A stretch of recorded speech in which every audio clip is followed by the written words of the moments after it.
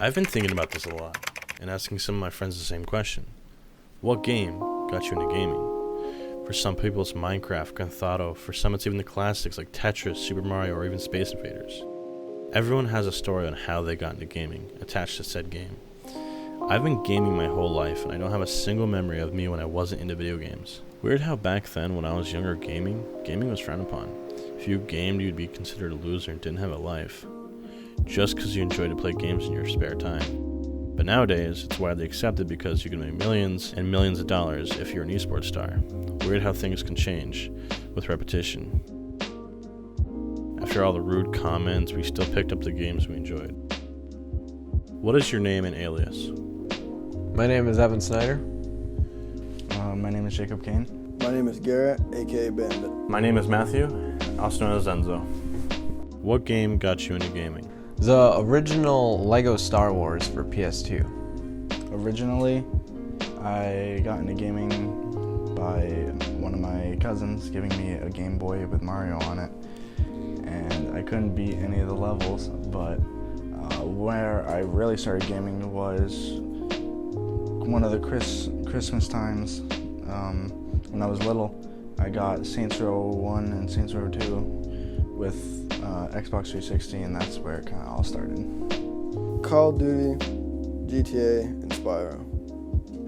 Monkey Ball 1 and 2. When I was younger, we went to Buffalo, which is where I originally used to live, and I was visiting my cousins at the time, and he has kids, and he recommended me Monkey Ball 1 and 2, so I went to play him on a GameCube, and later that night I didn't want to leave because I was so glued to the TV because I was just into something new, and so my mom bought the GameCube off my cousin. How big of an effect has gaming had on your life? Honestly, it made me have a lot of the friends that I have now. At first, I thought it would ruin my social life because I had a PS2 and I didn't have internet. And once I kept gaming, I got a PS3, I got Wi-Fi, and that's how I got my friends, is I was able to play online with them.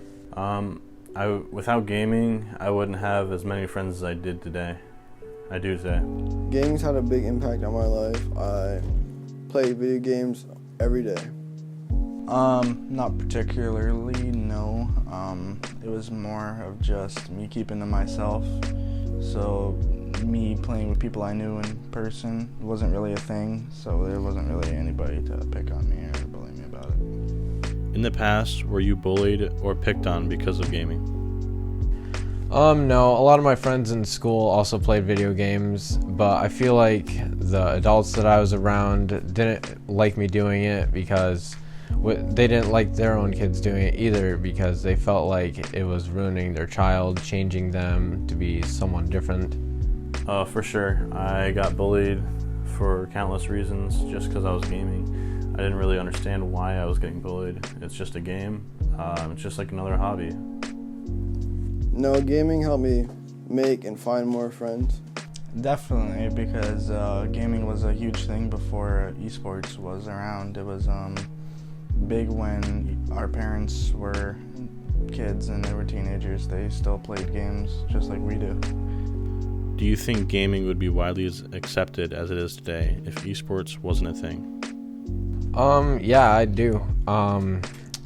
Esports wasn't around when people began playing video games at first.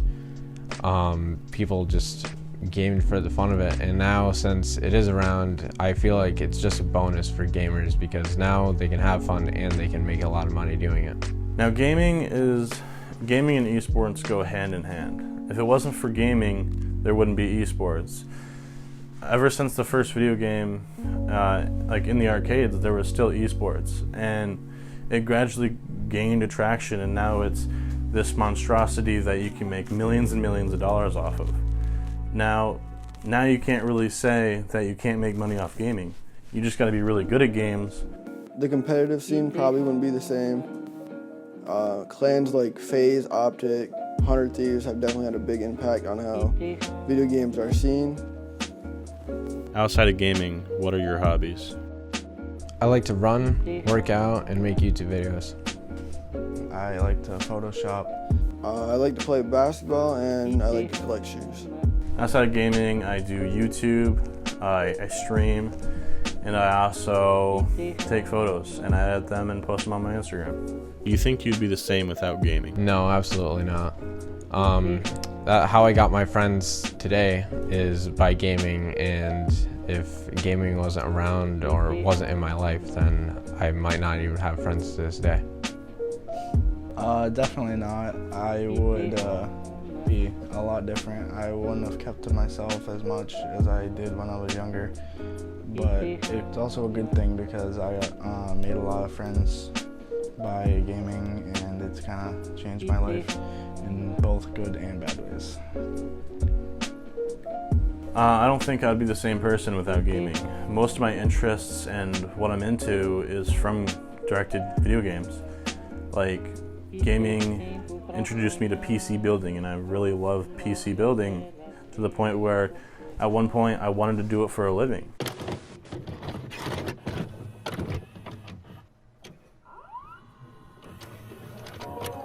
We got the arcades, and we got the home systems, and now we got online gaming. Online gaming changed a lot because how developers can update and patch their games over the internet. And it allows players to make friends. In recent years, AAA developers have taken a hit because they put more focus into multiplayer features than their games. DLC, for what I remember, was where it first started. Games used to be full of content, but now AAA developers charge for the actual content through DLCs. Hitman 2, for example. They charge you at least $60 to $80 for 6 mediocre missions, then charge you another $20 to $40 for a season pass, and that only gives you 9 additional missions. 6 are from the previous game, and only 3 of the new DLC missions are new content, but they still reused the maps. Before the internet was everywhere, expansion packs was the norm, but even with expansion packs, the base game was full of content. But now we have DLCs, which started as expansion packs but then evolved into a cash grab tactic where it feels like nowadays every game has a battle pass or DLC on the base game, which is half-assed endings when in reality good endings were in the DLCs. For example, I was playing Outlast on a stream, and when I beat the game, it made no sense because the real ending was through the DLC. I later found out. I have yet to finish the actual game. Now we have VR. VR gaming looks, in my opinion, the future of gaming. A lot of games already have VR support, and even some of the modern consoles have VR headsets. VR being virtual reality, I think there's a lot of potential in it. My friend was telling me when he went to Void VR, which is where most of the groundbreaking VR experiences are, they have full body tracking as well. Hit detection vests where when you get shot you can actually feel the vibrations, and you don't even need controllers. They track your hands. And as I can see it, and hopefully in the near future, it'll be in the comfort of your own home. Even now, there are some forms of esports inside the VR community.